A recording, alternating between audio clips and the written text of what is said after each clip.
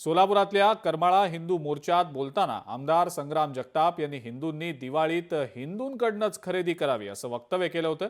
यावरून अमोल मिटकरींनी जगताप यांच्यावर जोरदार टीका केलेली आहे। पक्षाकडून जगताप यांना नोटीस देण्यात आलेली आहे, तर अजित पवार यांनीही त्यांना सल्ले दिलेले आहेत। अपेक्षा आहे की ते माघार घेतील असा दावा आमदार अमोल मिटकरींनी केलाय। पहिल्यांदा एक सांगतो की अशा प्रकारे कुठल्याही धर्मियांकडून काय घ्यावं असं कोणी ठरवत नसतं। अनेक वर्षापासून इथल्या प्रथा परंपरा राहिलेल्या आहेत।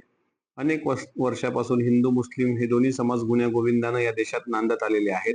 आता अशा प्रकारे कोणी सांगतं तर याला कितपत मला असं वाटतं आमच्या पक्षश्रेष्ठींनी अशा वादग्रस्त विधान करणाऱ्या सन्माननीय सदस्यांना नोटीस कायदेशीर त्यांना पाठवलेली आहे। मी साक्षीदार आहे। वरळी डोमला मीटिंग झाल्यानंतर त्यांना वैयक्तिक बसून अजितदादांनी योग्य तो काय सल्ला दिला आणि मला अपेक्षा आहे की यानंतर ते त्यांच्या वर्तनामध्ये दुरुस्त करतील।